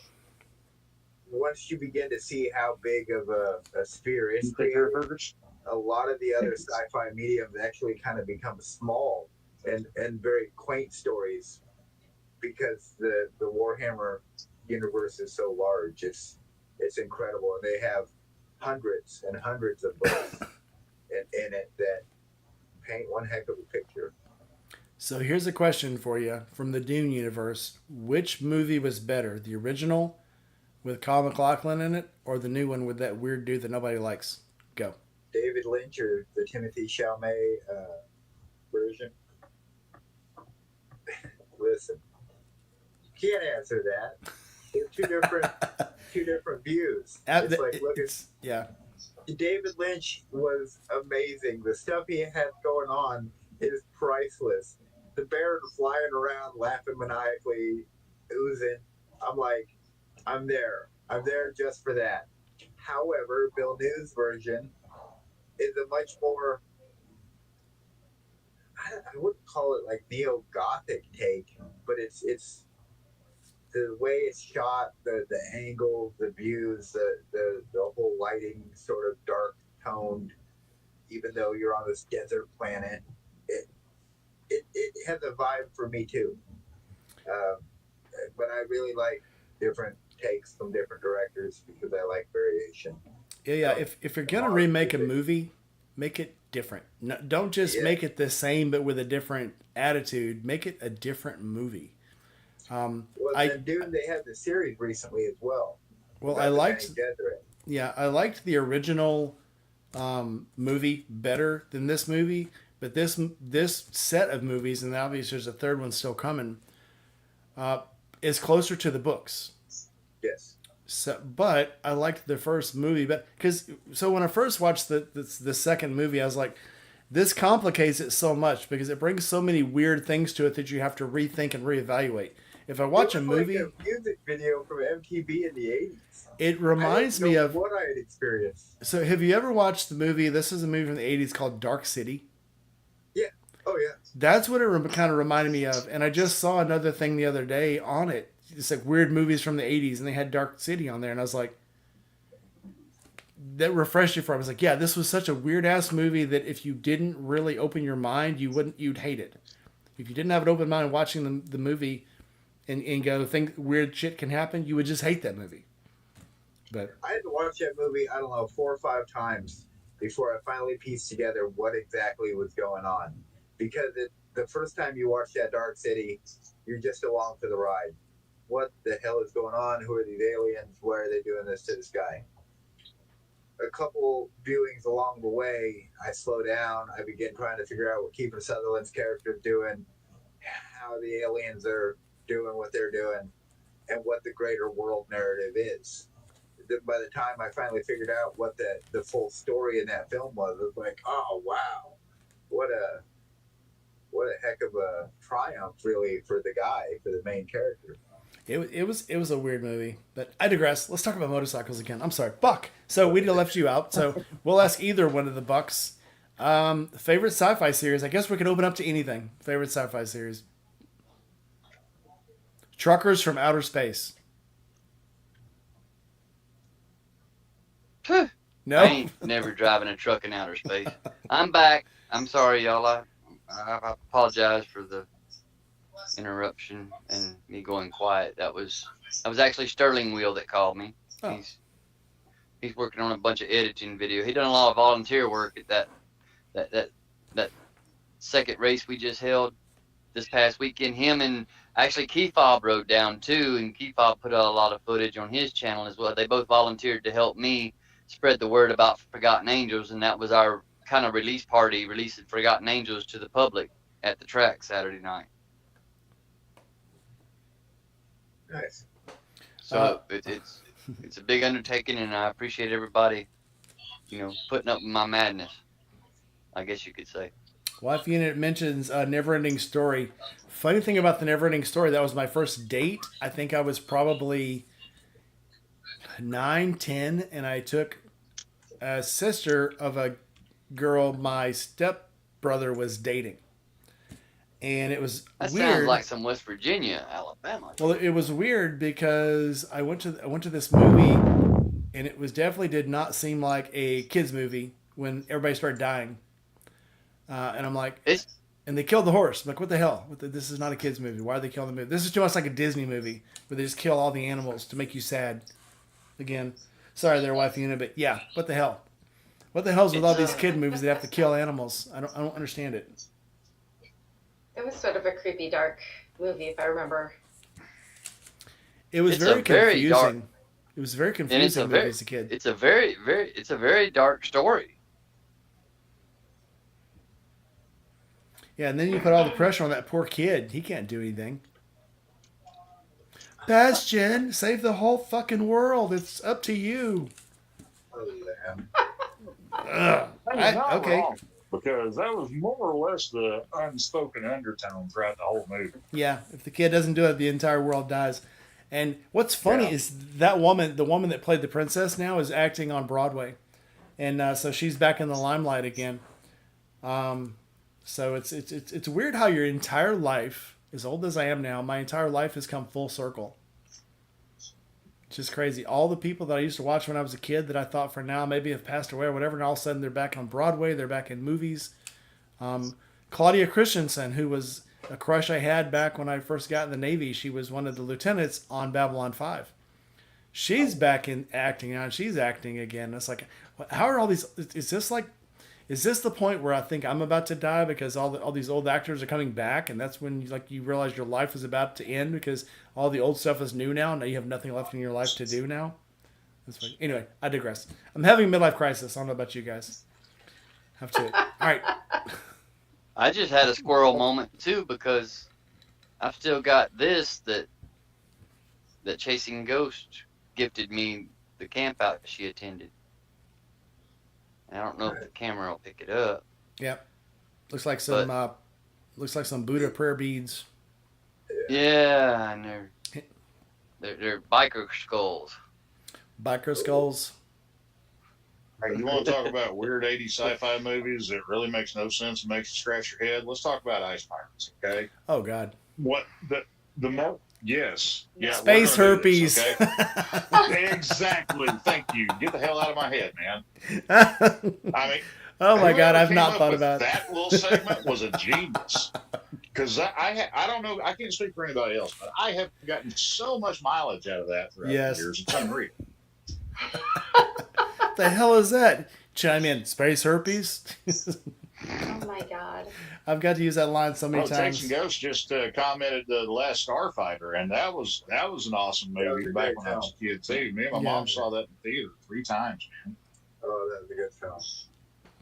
Yes, it One of the was. ones that inspire you. So we're going. Make you we're want to going go down- out and get an arcade game. We're Yeah. I going am down so 80s back sci-fi. spacing my rabbit kilometers hole. right now. What? Sorry, what was that, Buck? 80s sci-fi movie, Black Hole. We're going down Yep. now. This feels familiar, doesn't it? Enemy Mine. I was just Oh, thinking yeah. about that. Excellent But movie. but it was an excellent storyline. It was. It was Yeah. a little confusing when you find out that Louis Gossett Jr. can get pregnant, and then, yeah, Well, that was a little strange. But There's another film that I don't know if you guys. It's newer, and it's called Cold Skin. And if you haven't Oh. seen it, yes, it's on Amazon. Yes, what It's a a- wild flick, and reminds me of that Enemy Mine because of the intercourse between the species. all of the Russian movies are so weird. And because, so I explained to my daughter one time, she asked me why the Russian movies are so scary. And I'm like, well, when you're raised in a society of third world, first world problems, in America, something scary is leaving your phone at home or forgetting your wallet or, the log truck in front of you. Well, in Russia, where all that shit is like a drop in the bucket of third world and nuclear, war, and there's a civil war going on every other week over there in all the Soviet countries. You got to find something that's more scary than that. When you walk outside and there's bears outside and, you got to find something more scary than the wildlife is attacking you. So yeah, so they have vampires that live at the bottom of the lake, and they have ghosts around every corner that actually are phantasms and the Mutants frickin' from the sea Chernobyl. monsters. Yeah, Mutants from Chernobyl. the mutants from Chernobyl. Too nuts, but yeah. In my dark times, though, if I want to see a good scary movie or something that's just off the wall, I watch Amazon and find one of the Russian horror movies because they never let you down. This will show my naivety. I got so much to learn in the world of motorcycles. I think about it constantly. What are some Russian? Is there some Russian manufactured motorcycles? But I got to look this up. What are they rolling? There's two. There's Ural and I can't remember the other one.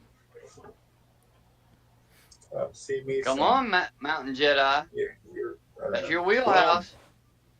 Urinal, however you want to pronounce it. There's the urinal and Google knows. I don't know, man.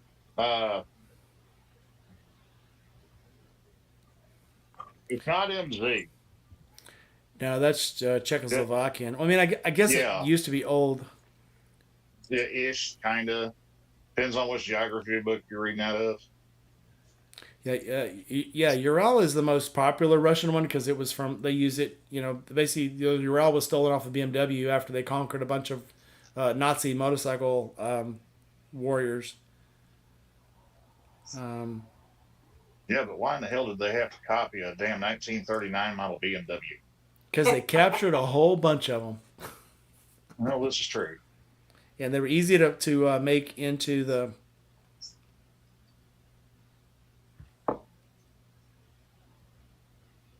Well, The it's molds. it's a 2.5 wheel Russian farm tractor is what it is.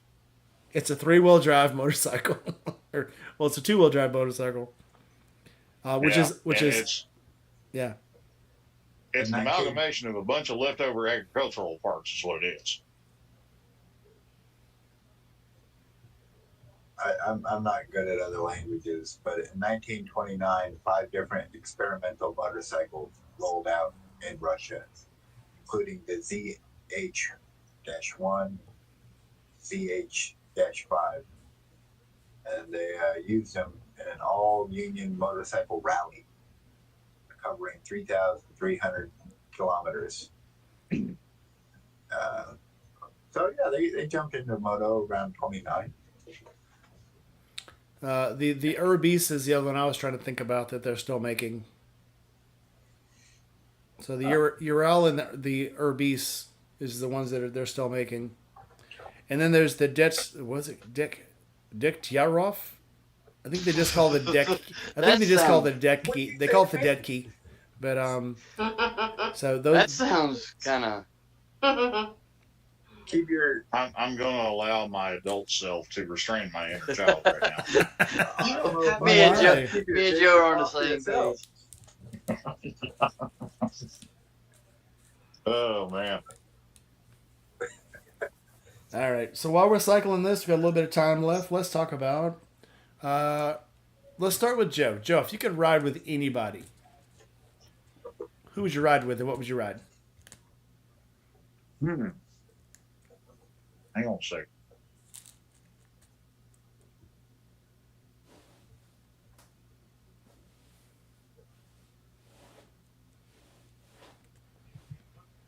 Be a toss-up between Wayne Rainey and Mick Dew because, well, I got to say, I got to throw Kevin Schwantz in there at the same page because Once. those three, that was, you know, like motorcycle royalty. It's Angel. But yeah, those three were like motorcycle royalty to me when I was a kid, man. I mean, those were the Grand Prix gods back in the late 80s, early 90s. And, you know, Wayne had his wreck at Laguna, and, you know, that changed his life forever. And that, to me, that was kind of a double whammy for me because that was, you know, kind of the precursor to the stab in the heart that all the hardcore fans felt whenever Dale Sr. got killed at Daytona, you know. But man, that would be just an awesome damn experience to have because I remember when I was a kid working at a Kawasaki dealership in Fort Smith, Arkansas, and we had some promotional VHS tape that was the race at Motegi in 1989. And the entire race, I mean, from the time they flagged off to the time they dropped checkers, you've got Rainey and you've got Schwantz just trading paint and battling back and forth, you know, for the entire race. And they're sliding both ends of the bikes, getting in corners. I mean, it's a whole nother level of riding, and it's commonplace these days. Back then, you know, with the technology they had, it was unheard of, man. I wore that freaking tape out. Okay. Real quick. You did not tell me that Angel was coming over tonight, I'm and in I trouble. just about shanked him coming into our driveway. I'm mildly in trouble. Make it up to her. But You better cook breakfast. The Yeah. pain's only temporary, Joe. The pain's only temporary. Not sometimes. yeah, You know. I know. Stitches, I know. Well, stitches yeah. are a mere suggestion. I do walk with a limp on occasion. So, but hang on one second. I got to grab something. I can still hear you. Just gonna bring something out. All right, grab some. All right, Buck, if you could ride with anybody, Who? and what would you ride? If I could ride, if I could ride with anybody, Other than an Indian. Gotta break your mold. it's been this guy's name's been said before, and I'll be glad to repeat it, and that's Keanu Reeves. Yeah, what would you ride? Or normal one of the KGR GT1s. Duh. I mean, and I'd want to ride the prototype. Just to say I could. Just to say I did. Did you see where The somebody bike. walked by one of his bikes and knocked it over in Los Angeles? I didn't see that. The but red, I- white, and blue one he has that is the KR. Somebody came by and kicked it over, and somebody came and got him, and they helped him pick it up. But I was like, who the hell would go knock over his bike of all people? I mean, it's just you've just got to be a menace to society. Yeah, he's the epitome of selfless humanity. I mean, he lives what he talks. He portrays what he hopes society will, pick up on and be kind and generous and courteous, but yet still be able to not draw when he's out in public. He's just an everyday guy. It's just his celebrity, and what he does for a living is just his paycheck.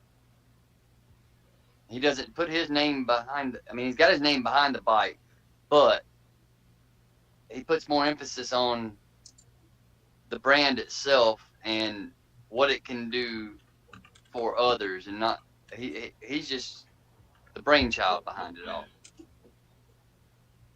And it's kind of like Steve with his boots. He pours everything into it. He pours everything into his passion, and it's a labor of love for him, and it's you can't ask for any better out It's of a humanity. passion. Yeah. Yeah, that's what I say. Who would knock over John Spike? All right. That would A be dead mine. man walking, that's who. Yeah, no kidding. I mean, it's like it's such a nice guy. This is a guy who doesn't, drive around in big luxury cars and stuff. Takes the subway, eats his lunch out on the street. Doesn't never says no to a fan who wants a picture. Is just an all around nice guy, and I hope they suffer in the darkest pits of hell. But I mean, it is what it is. Karma will catch up to certain people, and I believe that. So there's no use in me stepping in. But there's always a bum. Always a bum. You can pay $20 to do whatever you want to do.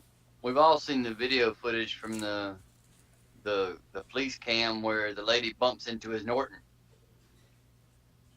and they have to do a police report, and he goes off on it because it's still functional, and doesn't press charges on the lady. Where are you gonna find parts for an old bike like that? And he didn't press charges. He didn't ask her to pay for it or nothing like that. He chalked it up to shit happens. Yeah, shit happens. Joe the Mountain Jedi, no problem, buddy. You can jump back in if you want to, but we're gonna make Just a Biker Girl talk now. Who'd you ride with, and what would you ride, and where'd you go? Oh boy. So if I could ride with anybody, I would choose Kaylin Thorian. And if you're all familiar with her or not, she's a sponsored Harley rider. She's an adventure rider. So she's on a number of different bikes, and she's taking these amazing journeys, across countries, camps the entire way. She shows you how she packs, so you can see what she's got fit into her packs, exactly how she sets up her campground. Just kind of a all-around badass chick, if we're going to be honest. And where would we go? I'm pretty vanilla. I just want to explore the United States and see it all be, through the handlebars, that view there. I've seen your videos from Raleigh. You're not vanilla. Easy. I saw those videos. You saw a video. Okay, so what would you ride? I've never ridden anything other than a Harley.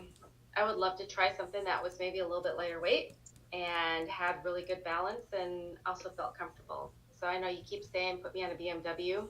Maybe that's what I would ride. I have a suggestion. You never know. Try an Indian Sport Chief. I'm open. Because it's a mid-sized cruiser. It's got all the Sport Tune suspension from the factory. I'm not trying to sell the brand here, but I mean it's something I wished I could have got, but they didn't release that bike till 3 months after I picked my bike up. So I'm kind of mad about that. Because it's actually got the front end on the Sport Chief, the front end, the tubes and the forks and everything are the same front end on the Indian Challenger. They're just retuned for the lighter bike, spring rate and stuff, but it's still the same technology. So I think that's pretty interesting that, these brands, when they compete with each other, all they're basically doing is providing us more options for us as a consumer in general at the end of the day. Biker Girl, did you say you do have an Apple? Uh-huh. And that's why your screen's jumping around? No, I'm on my computer. I'm on my PC. Are you? Why is your screen jumping? You can't bag on an iPhone. No, I'm still going to bag on an iPhone. Not this particular case. All right. Anyway, so where would you ride with this Caden somebody? Kaylin Thorian? Sure. Who knows? How about, an entire cross-country trip and end up down in the Baja? In the Baja? Why not? Okay. Go for the Baja. See if I care. All right, Bleak. What about you? Well, there's a Brit named Guy Martin, born the same year I was, back in '81.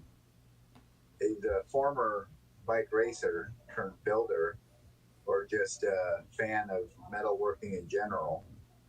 And I think if I could get him here in the States, and he builds time trial bikes. Like right now, he's working on some insane Hayabusa hybrid, and he's done time trials all the way through Pikes Peak.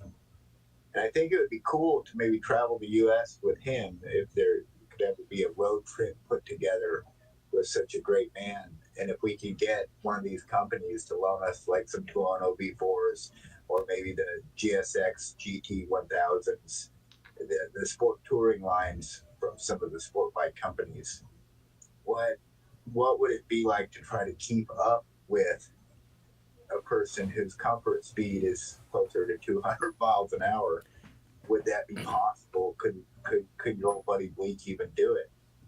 And then second, what would that journey be like, getting to chat and learn from and talk with someone who's been racing since 98? I was still in high school in 98. He would have been in finishing school as well. But I mean, the amount of time he's got in the saddle, the stories that this guy can share with you. And like I said, now he travels the world learning metallurgy over in Japan and how to make different parts. And the stuff he's up to is, in my mind, sort of the pinnacle of trying to reach what I'm trying to reach. We talked about this in the last episode, where another big hero of mine is Mike Wolf. But Guy would be such a fun one if you had the right set of bikes and the right destination. What a great trip that could be. And so for today's episode, I'll go with Guy Martin. Very well.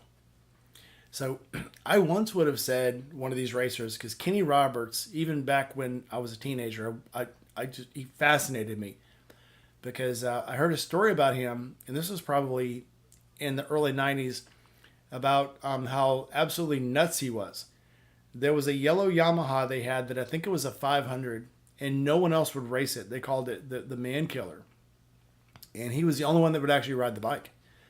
And because no one else could even control the thing, and he kept winning, races on it. And I thought, man, that'd be cool to ride with him because he's so cool and he's so awesome. And he can. But now that I think about it, I don't think I want to ride with somebody who was suicidal and didn't care if they lived or died when they got on a motorcycle. Sure. It kind of changes your perspective. Sure. Who I would want to ride with, and this is kind of a twofer, and I can do this because I'm the host. Charlie Borman and Ewan McGregor. Because of the cool stuff they do when they ride, and this is the thing I keep wanting to do. And I think to actually enjoy the ride and do what these guys do, I'll have to ride with somebody who actually makes me do it. Stop at each of these places. Go, oh, we're riding through this town today that has snowmobile racing on water. Let's stop and watch snowmobile racing on a lake. Oh, we're going through this place that there's a lady here who cooks with seaweed, and that's all she does is cook with seaweed and from the sea. We're going to stop and eat at her restaurant. I'd have to go with somebody that would make me stop and do that, and then I know I would enjoy it afterwards. So that's the kind of thing I'd want to do. That makes sense though too. And those such cool dudes. I watched the series now that they're doing a long way home. Yeah. They stopped and they don't tell people who they are, and people come up to him and go, "Are you Star Wars?" And he's like, "Oh yeah." And I can't remember where they were at. I think they were in Sweden, or no, they were in Norway. And they go into this shop to buy like a scarf or something, and the lady goes, "Are you in Star Wars?" And he's like, "Yeah." And she turns around and it's playing behind her. And she's like, "Are you in this movie?" And he's like, yeah, I'm in this movie. They did it in the last series, or the first one they did, Long Way Round. They were in some shop in like China. And they go in the shop and he's on the TV. And he's like really quiet, very demure. They've got cameras. They know it's somebody. But he doesn't like go, "Hey, look at me. I'm Ewan McGregor." I know what they're there for. And so this one, all they had was one guy with a GoPro or the little camera following them. They don't have the big, huge, camera crew like they did before. They've got the one guy following them. And that's the entire thing. And the backup crew with the big cameras don't even come near them unless they break down or something. So it's a much quieter trip, and I would just love that. And I remember once they were in Sweden, and they're on one of these little suspended roadways, and they're like, "I feel like going skinny dipping," and they stopped and just jumped off into the water and went swimming. Oh, yeah. And it's just got to be such a cool life. Plus, you're rich and you're famous, and if you do get caught by the cops, they don't do anything because you're rich and famous. So I could just go, I'm with him. I'm with those guys. And have you watched any of the new series, the one they're doing now? I haven't. It's on my watch list. They're riding 50-year-old bikes. So one of them is on a Moto Guzzi, and the other is on a 72 BMW. Oh wow! And of course their bikes Yeah, I see obviously it. keep breaking down but that's part of the fun. It's like they break down in some town, they go to some mechanic in town. It's like, can you fix this? He's oh sure, and it's just part of the fun. It really is. Today, when me and Jefferson took off, he's on that vintage 1000 GS. He had a cylinder not firing. One of the plugs was loose, and so it was like smoking a bit, and it was acting funny. And we pulled into a gas station before we started really the bit of our ride, and he's touching pipes and he's checking a plug and oh, there we go, oh yeah, and it was that whole. You would even have that moment on a new, completely fancy electronic bike. The fact that this is an old school bike with really old plugs, With soul. with soul rattling around, and he had to do a little, troubleshooting just to make our ride happen. I was loving it. It's kind of like the little startup routine I have to go through when I start up the old school Sporty. The ritual. And I got the ritual of the carb and the couple of pumps and the oh, hey, we're close. Watch this. Pump one more time. Fires right up like a charm. Yeah, the 77 BMW was like that. It had a choke, and when it was cold, to even get it to start, I had to put a space heater on the crankcase to warm up the oil. Yeah. And then I had to start with a full choke, start cranking it, and slowly push the choke in until it started, and then hold it there, or kind of like play it like a fiddle, kind of like in, out, tune it, and get to where it'd run for a while. And as it ran, I just pulled out a little more, pull a little more, pull more. Okay, choke's off. Let's run. So yeah, there's soul to it. There's a feeling to that bike that you have to do something special. You have to harmonize yourself with that bike, go soul to soul, to make it run right. And there's a lot to that. I think that's what I'm getting out of this Ninja. And that's kind of why I admire Red Rider Angel. I mean, still kick starting her bikes. Oh yeah, she's great. Every time she does, my knee screams, "Uncle." But I mean, my knees are 52 years old. So my hat's off to her. And on that subject, let's keep her and her family in our prayers right now too. Yeah. Doug says a ride isn't a story until some parts fall off and you got to go back and find them. Me explaining with a hard bag falling off the bike. Why is it always a Harley that the bag falls off of? I still don't get that. That hardware was junk. We sell a better version of it that's supplied by Drag Specialties right there in the dealership, because everybody comes in wanting to replace those parts. I'm just going to say I've had 3 BMWs with bags. I've never had a bag fall off a BMW. Just saying. I haven't had the bag fall off, but I cheaped out on my last tour trunk, and I had to replace all the hardware because it opened up on a ride home, and I lost all the goodies I had bought at the rally, No. Oh, yeah. Side bags, too. Oh, crap. The dude up in Kentucky. I can't remember. Latches. I can't remember his name. Toby? No. Motor Ramblings? My brain has fallen apart. Nope, he is in Jesus. I've gone to his house twice. My brain is falling off the road. Father. God. Dude, it is Friday night and it's been a long week. Dude, I almost quit my job this week. I'm telling you, it's been hard. Anyway, so yeah, his bags, his saddle bag lid fell off twice. Oh, but his was a victory though. Never mind. I take it back. I bet we sell 5 replacement latches a month at the dealership. Latches break or just rattle loose and fall off. And they always have the backing plate and the screws, but they don't have the front side of the latch. That seems to have been a common problem. And I can't tell you how often when I'm selling something to somebody, I'm like, hey, also consider when you get this home, you're putting it back in, hey, drop a couple dabs of blue Loctite right there on them threads, and maybe it'll just last a little while. Oh yeah, hey, that's a good idea. Hey, thank you, parts guy. And I'm like, well, no problem. That's what we're here for.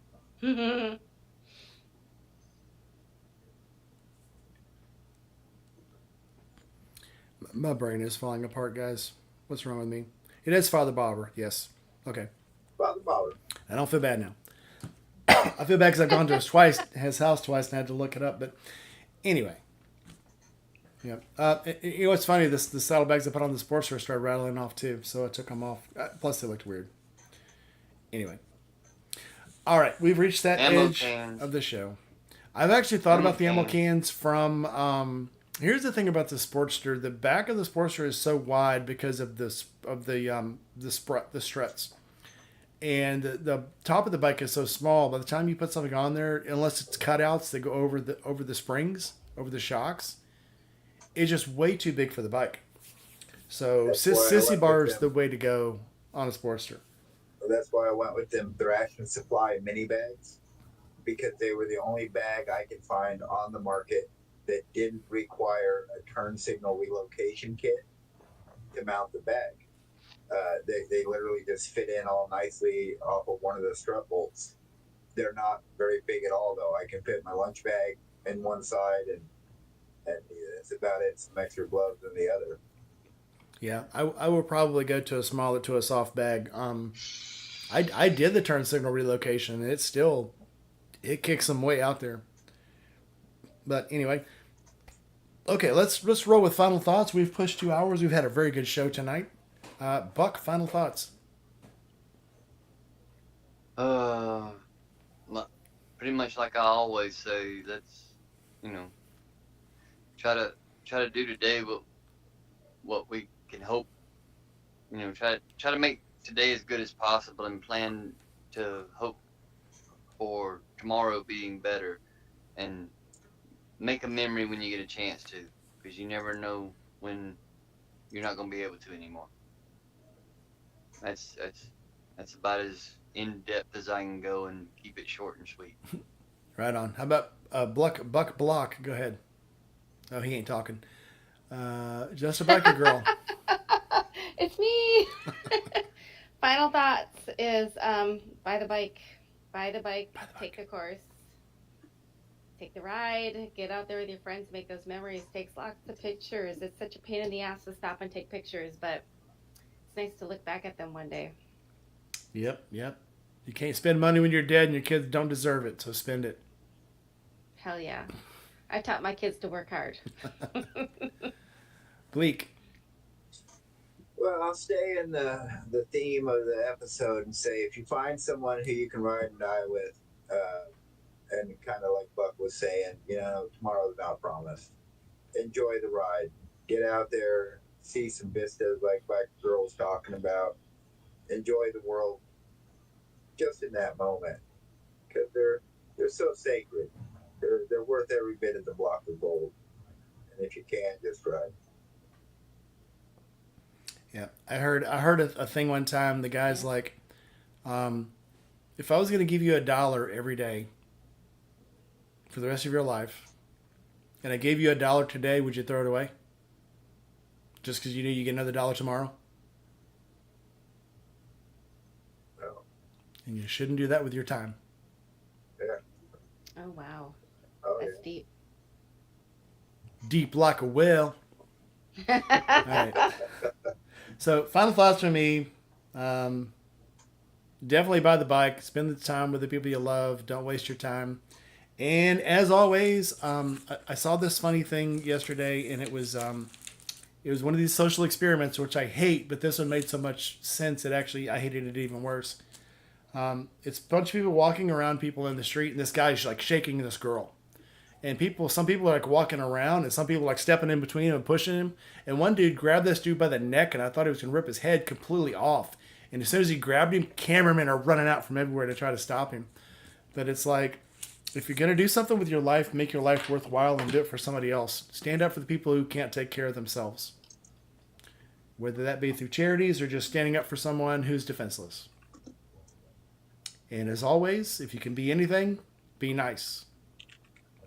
And with that, let's listen to Riverside tune number 6.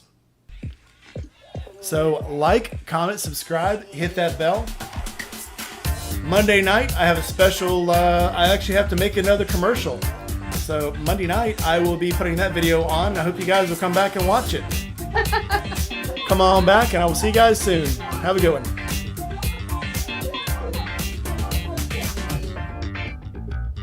See you next time.